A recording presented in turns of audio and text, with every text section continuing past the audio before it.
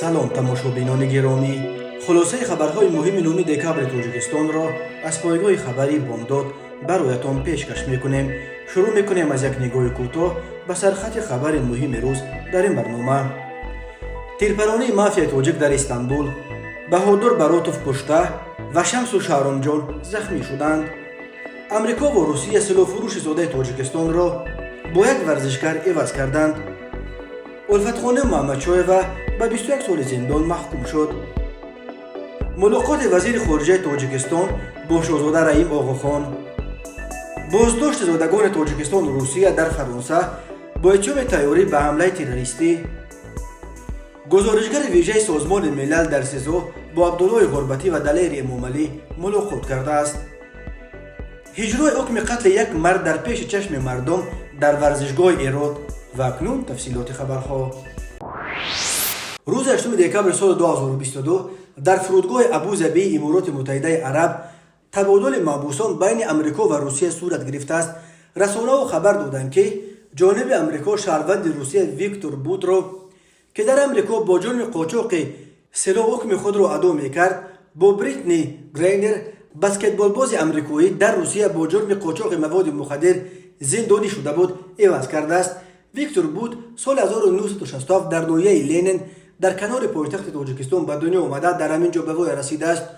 ӯро шоҳи силоҳфурӯшон меноманд. гуфта мешавад ҳар ду маҳбус пеш аз табодул аз тарафи ҳукуматҳо афв шуданд. ин маънои онро дорад, ки на Бут ва на Бритни муҳлати боқимондаи ҳукмро дар ватанашон сепарӣ нахоҳанд кард ва дар кишварҳояшон ба ҷавобгарӣ кашида нахоҳанд шуд. вазорати корҳои хориҷии Русия гуфтааст, ки табодул бо миёнаравии Имороти Муттаҳидаи Араб ва Арабистони Саудӣ сурат гирифтааст. ин вазорат навиштааст, Русия аз дер боз аст, ки барои раҳои Бут кӯшиш мекард ва бо Амрико пайваста музокира менамуд, вале ҷониби Амрико қатъан ин қазияро рад мекард ва мухолифи истирдоди ӯ ба ватан буд. ба гуфтаи ин вазорат дар ин табодул нақши асосиро президенти Русия Владимир Путин бозӣ кардааст ва табодули Бут бо варзишгари амрикоӣ ба кӯшишҳои бевоситаи ӯ амалӣ шудааст. як мансабдори волумақоми Қоқи Сафед низ ба CNN гуфтааст, ки раисҷумҳур Байден ҳамеша бо тими музокиркунанда дар алоқа буд. Бритни Грейнер яке аз машҳуртарин зан дар баскетболи ҷаҳон буда, чемпиони дукаратаи ҷаҳон ва чемпиони дукаратаи олимпист. Бритниро моҳи феврали соли 2022 ҳамагӣ чанд рӯзе пеш аз оғози ҷанг дар Украина ҳангоми бозгашт аз Нью-Йорк ба Москав дар фурудгоҳи Шереметов боздошт карда буданд. бино ба фарзияи додгоҳ, гӯё ҳангоми тафтиш корманди фурудгоҳ аз бағоҷи дастии ӯ як миқдори хурди маводи мухаддирро пайдо карданд. Виктор Бутро ҳанӯз соли 2008 пулиси Таиланд дар Бангкок бо дархости Амрико боздошт ва соли 2010 ба он сӯи уқёнус истирдод карда буд. додгоҳи Амрико Бутро бо ҷурми даст доштан дар қочоқи силоҳ ба режимҳои гуногун ва гурӯҳҳои мусаллаҳи ғайриқонунӣ дар гӯшаҳои гуногуни ҷаҳон ба 25 соли зиндон маҳкум кард. додгоҳи олии Тоҷикистон Улфатхоним Маҳмадшоева, фаъоли ҷомеаи шаҳрвандӣ ва журналисти зодаи Вилояти Мухтори Кӯҳистони Бадахшонро ба 21 соли зиндон маҳкум кардааст. афроди огоҳ аз парванда рӯзи 9 декабри соли 2022 ба Радиои Озодӣ гуфтанд, ҳукми додгоҳ аввали ҳамин ҳафта содир шудааст, вале ҷузъиёти дигаре надоданд. додгоҳи олӣ ҳам то кунун ягон иттилоъе дар бораи ҳукми Улфатхоним Маҳмадшоева нашр накардааст. Улфатхоним Маҳмадшоева ба ҷиноятҳои гуногун аз ҷумла даъват ба сарнагунии ҳукумат муттаҳам мешуд, ҳарчанд худаш пеш аз боздошт гуфта буд, ки ҳеҷ кори ғайриқонунӣ накардааст. Улфатхоним Маҳмадшоева раҳбари Созмони Инсоф ва Номус ва устоди собиқи донишгоҳи Славянӣ, ки 65 сол дорад, соли 8 май билофосила баъди оғози амалиёти ҳарбӣ ба зидди эътирозгарони рӯшон дар манзилаш дар Душанбе дастгир шуд. ҳамсари собиқи ӯ генерал Холбаш Холбашев, ки 50 сол дорад ва дар даврони ҷанги шаҳрвандӣ яке аз фармондиҳони нирӯҳои мухолифин буд, худи ҳамон рӯз дар марзи Исфара вақте дастгир шуд, ки бо як сафари хидматӣ дар ҷамоати Ворух қарор дошт. ӯро аз Ворух пас фарохонданд ва баробари аз марз ворид шуданаш ба дасташ завлона зада ба Душанбе оварданд. Холбашев бо ҳукми додгоҳи олии Тоҷикистон ба ҳабси умрбод маҳкум шуд. чанд созмони байналмилалӣ аз ҷумла Кумитаи амрикоии дифоъ аз журналистон раҳои Улфатхоним Маҳмадшоева ва дигар журналистону блогерҳои Помириро طلب کردند. به باوری حامیان حقوق اتهامات ضد محمدشاه بافته بوده در اصل مقامات تاجیکستان این عضو فعال جامعه شهروندی را برای فعالیت‌های ژورنالیستیش و مبارزش برای حقوق انسان از جمله برای حمایتش از حقوق اقلیت‌های پامیری تحت تعقیب قرار دارند. در ماه‌های اخیر در رابطه با حوادث ولایت مختار کوهستان بدخشان دست کم 6 ژورنالیست و بلاگر زاده این ولایت مختار نیز به حبس انداخته شدند. خبر 21 ساله حکم زندان الفت خانم محمدشاه در حال رسید که روز 8 دکبر وزارت امور خارجه آمریکا با نشر یک بیانیه کوتاه گفت از گزارش‌ها درباره جزای سخت برای خبرنگاران، بلاگرها، فعالان مدنی که از حقوق خودشان برای آزادی بیان استفاده بردند سخت نگران است. در بیانیه کوتاه وزارت در توییتر آمده است: ما تقاضا میکنیم محاکمه آزاد و عادلانه صورت بگیرد و افرادی که ناعادلانه زندانی شدند آزاد کرده شوند و آزادی بیان حمایت کرده شود. روز 8 دکبر سال 2022 وزیر کارهای خارجه تاجیکستان سراج الدین موردین که با یک سفر کاری در فرانسه قرار دارد در حاشیه این سفرش در شهر پاریس با شاهزاده رحیم آقاخان ملاقات کرده است. ضمن واخوری جانب‌ها حالت کنونی و راه‌های تکمیل ابزار همکاری‌های دو جانبه میان جمهوری تاجیکستان و تشکیلات آقاخان عاید به رشد را مورد بررسی قرار دادند. گفته می‌شود در خبر کوتاه نشر شده در سامانه رسمی وزارت خارجه تاجیکستان تفصیلات دیگری درباره این ملاقات و نتیجه‌های آن نشر نشده است. ملاقات رهبران اداره سیاسی خارجی تاجیکستان با شاهزاده ولیعهد اسدالله آقاخان در پس منظر روابط خیلی هم بغرنج بین دوشنبه و ساختارهای مربوط به رهبر روحانی اسماعیلی‌های جوان شاهزاده کریم آقاخان چهارم برگزار شد. آقاخان چهارم را اسماعیلی‌های تاجیکستان که اکثر اهالی ولایت مختار کوهستان بدخشان را تشکیل می‌دهند نیز به عنوان رهبر روحانی خود اعتراف می‌کنند و ارج می‌گذارند. روابط دوشنبه با ساختارهای آقاخان امسال در پی سرکوب بی‌رحمانه موج نو اعتراضات در ولایت مختار کوهستان بدخشان با استفاده از نیروهای ویژه و سلاح‌های جنگی بازم بیشتر تنش آلوده گردید. در جریان سرکوب اعتراضات 10 نفر کشته و حدود 200 تن از زادگان ولایت مختار کوهستان بدخشان دستگیر و به سالهای طولانی زندان محکوم شدند. بعد سرکوب اعتراضات مقامات تاجیکستان ساختارهای مربوط به آقاخان از جمله شرکت تسل، بانک یکم میکرومالیوی، مهمانخانه سیرنا، لیته آقاخان و حتی باغ شهر خوروغ را که نیز تحت نگهبانی فوند آقاخان قرار داشت تحت تعقیب قرار دادند. بار آخرین آقاخان سال 2011 از تاجیکستان بازدید کرد. بعد حوادث خونین سال 2012 در خوروغ او دیگر به تاجیکستان نآمد، حتی به مراسم افتتاح دانشگاه آسیای مرکزی که در خوروغ با پول فوند آقاخان ساخته اند. آخرین ملاقات روبروی پرزیدنت تاجیکستان امامعلی رحمان با آقاخان چهارم ماه نوامبر سال 2019 در پاریس در حاشیه سفر رسمی رحمان به فرانسه دایر شده بود. این یک سال بعد به مقام رئیس ولایت مختار کوهستان بدخشان تعیین کردن یادگار فیض‌آب بود که او را به دلیل سالهای زیاد در ساختارهای آقاخان کار کردنش آدم رهبر اسماعیلی‌های جوان می‌شناختند. مناسبت دوشنبه با آقاخان در تیر ماه سال 2021 بازم بعد سفر امامعلی رحمان به فرانسه ایور شد. این دفعه ملاقات او با آقاخان چهارم دایر نشد.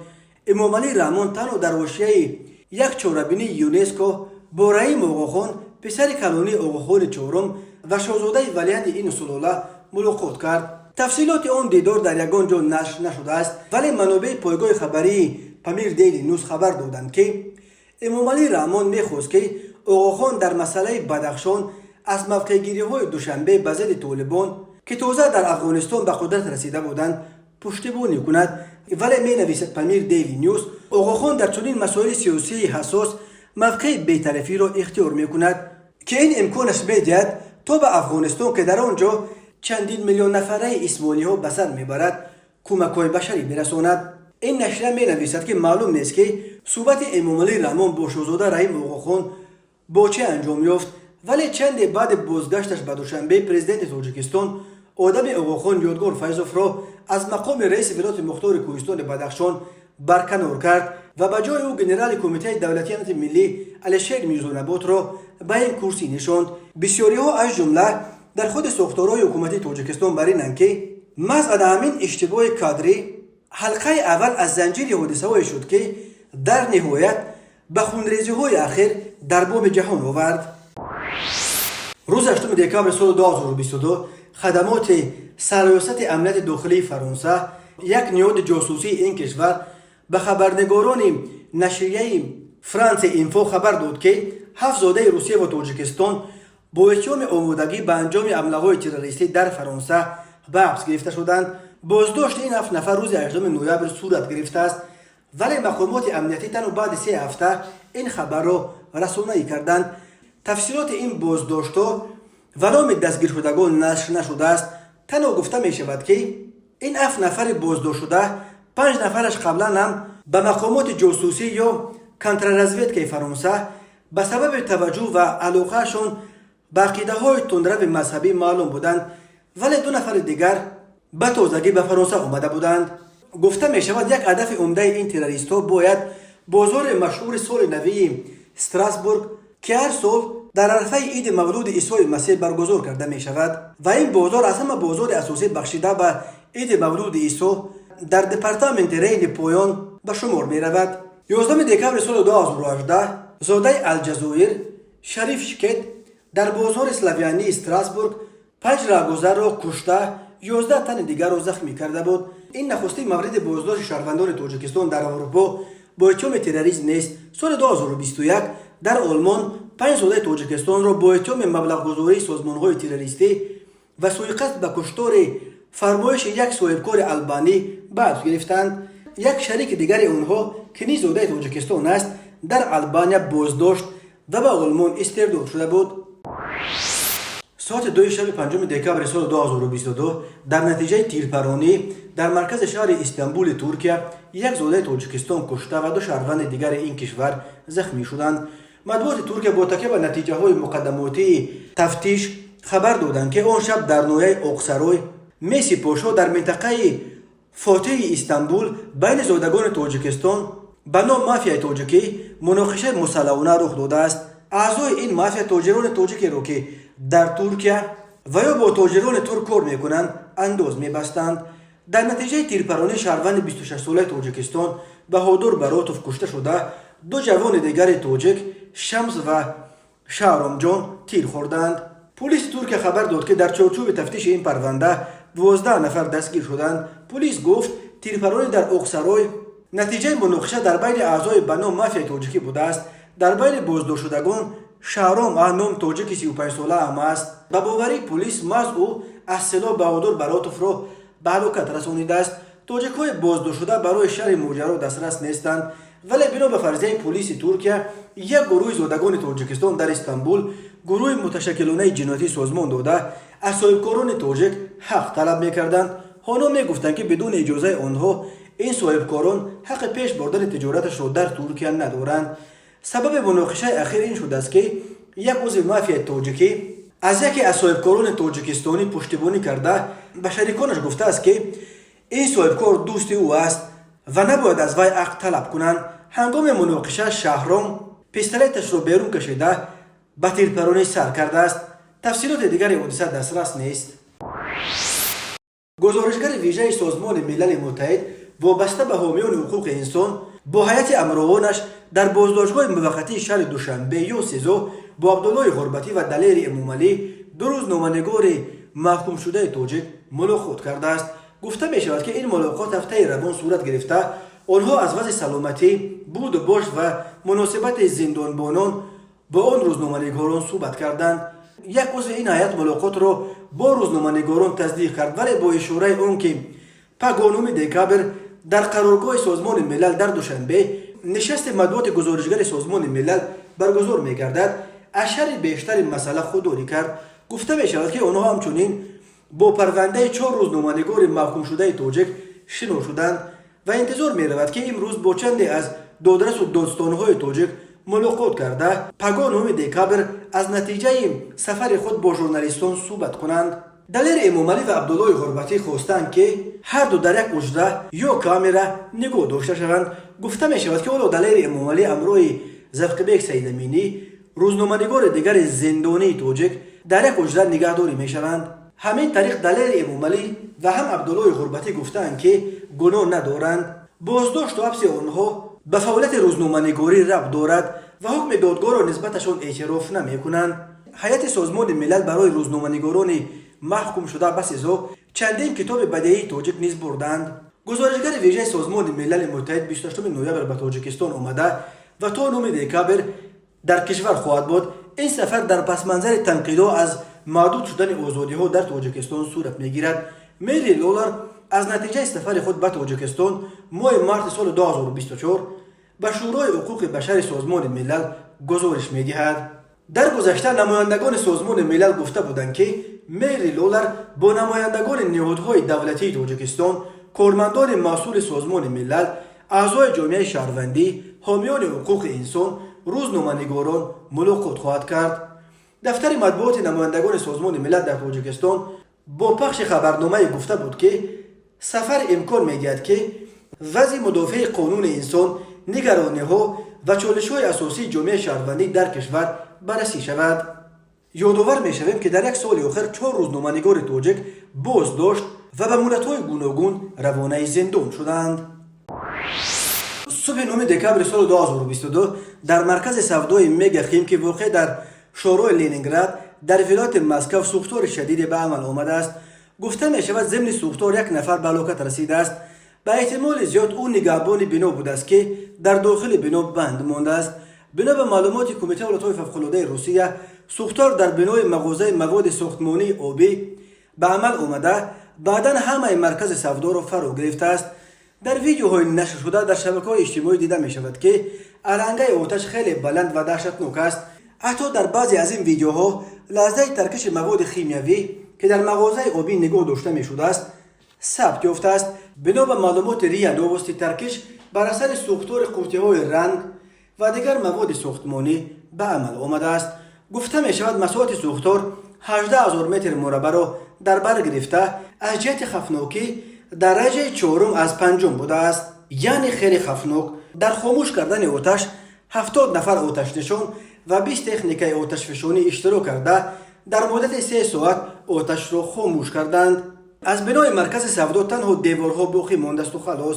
ریا نووستی هم از قبل مقامات ولایت‌های فوق‌العاده بر قصدانه سوزاندن مغازه را فرضیه اساسی نامیده است. اتحاد شرکت‌های سوغورته روسیه گفته است که مبلغ ضرر سوختار در مرکز سودای مگا خیم که میتواند از 20 تا 30 میلیارد روبل یا از 300 میلیون نزدیک تا نیم میلیون دلار تشکیل دهد.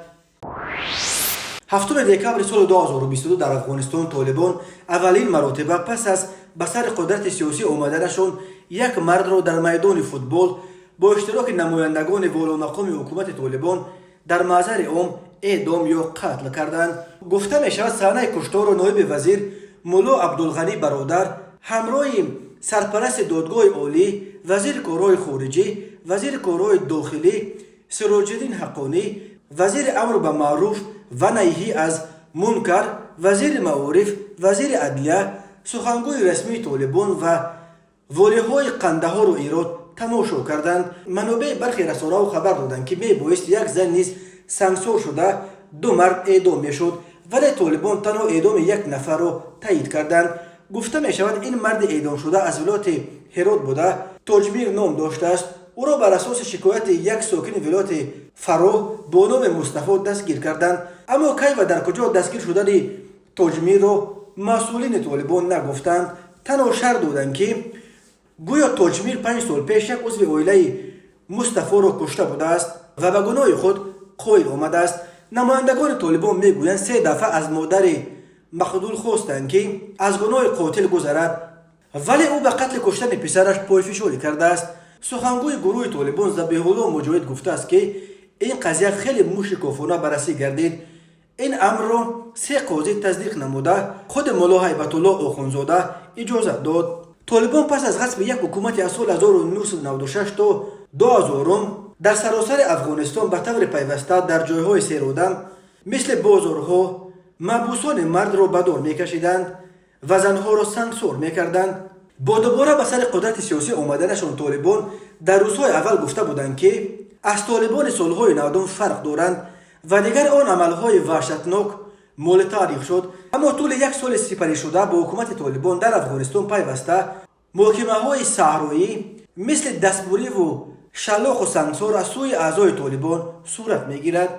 این نخستین اجرای حکم اعدام بعد از بازگشت طالبان به قدرت با محکومیت گسترده بین المللی روبرو شده است. ولی در جواب ذبیح الله مجاهد سخنگوی طالبان در توییتر خود نوشته است که حتی در امریکا و اروپا مجازات حکم اعدام وجود دارد. کمیته حالتهای فوق‌العاده تاجیکستان روز 9 دکبر سال 2022 خبر داد که بنا به پیشبینی هواشناسان روزهای 9 11 دکبر سال 2022 از کیلومتر 47 تا کیلومتر 79 شورای دوشنبه ورزاب لغزش ترمه احتمال دارد. در این رابطه کمیته از شهروندان خواسته است که در چنین روزها از هر گونه سفرهای بی ضرورت در راههای کوهی و نزد کوهی محدود نمایند. در این روزها از راه اندازی کارهای کشاورزی، چارواچرانی، آماده کردن اعزام در مناطق کوهی خودداری کنند. همچنین با مقصد پیشگیری از سوختارها در استفاده بخاری‌ها و دیگر تجهیزات گرم‌دهنده جداً قاعده‌های بی‌خطری را رعایت نمایند. گفته می‌شود برای تامین بی‌خطری رانندگان و مسافران آنها و رسانیدن یاری‌های فوری در قطعه‌های راه دوشنبه عینی خوجند پاسگاه‌های موقت سیار کمیته حالتهای فوق‌العاده تشکیل کرده شده است.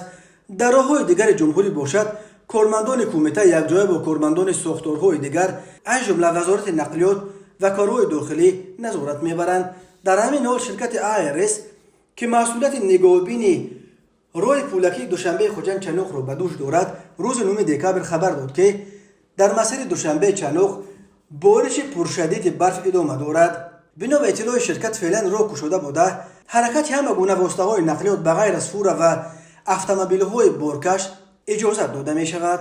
کمیته حالتهای فوق‌العاده همزمان خبر داد که روز 8 دکبر در شورای دوشنبه خوجند چنوق دو صدمه رخ داده است. از جمله شب 8 دکبر ساعت 02:20 در کیلومتر 67 راه ماشینگرد دوشنبه ورزاب یک ماشین تمغه فولکسواگن به ماشین مرسدس بنز که در کنار راه قرار داشت برخورد. در نتیجه این برخورد شدید ماشین مرسدس بنز به جریه چقوری 800 متر سرازیر شده است. خوشبختانه هنگام صدمه در داخل ماشین مرسدس کسی نشسته نبود. حادثه دوم ساعت 11:09 رخ داده بازم در راه دوشنبه ورزاب، این بار در کیلومتر 57 دو ماشین تمغه دولان که یکی از دوشنبه به سمت خوجند و دومی از خوجند به دوشنبه در حال حرکت بودند به هم برخوردند. در نتیجه این صدمه راننده هر دو ماشین مجروح شدند و به بیمارستان انتقال داده شدند. گفته می شود سبب‌های این دو حادثه از جانب مقامات دخل‌دار تحقیق می شود. ریاست وزارت کارهای داخلی دوشنبه در شهر دوشنبه شام 8 دکبر سال 2022 از مجازات باز یک جوانزن بلاگر برای دشنامه قبه در پخش مستقیم در شبکه تیک توک خبر داد. در روزهای آخر سیده لطیفووا اینک دومین زن بلاگر است که برای بددهانی در اینترنت جزا میگیرد. ولی اگر این زن بلاگر 27 ساله همگی با پرداخت جریمه خلاص شده باشد، در پایان ماه دکبر فاطمه اشورova از شهر بوستان ملقب سنیکرز تاجیکی به مهلت 10 شبانه روز به حبس مأموری انداخته شد. همچنین در روزهای اخیر آوازخوان جوان رفعت جمشید و رقاصه با نام سومن قنبرova با نشر ویدیوهای علاهده به کارمندان میلیسا برای راست هدایت کردن آنها اظهار سپاس کردند. میلیسای پایتخت تاجیکستان در شرح قضیه سیده لطیفووا گفت یک قطار استفاده برندگان شبکه‌های اجتماعی با ارسال نوار پر از الفاظ قبیح و دشنام و حقارت از مقامات میلیسا خواستند که نسبت به این جوان دختر دشنام کننده چاره‌های دخلدار قانونی اندیشیده شود. در نتیجه سنجش معاینه کرده شده است که این نفر شهروند لطیفووا سیده سال تولدش 1995 استقامت کننده شهر دوشنبه محله ظرفشان می باشد. ضمن پرسش نامبرده تصدیق نمود که در حقیقت هنگام پخش مستقیم در شبکه‌های اجتماعی تیک توک نسبت به دیگر همصحبتان خود دشنام‌های قبیح نموده است.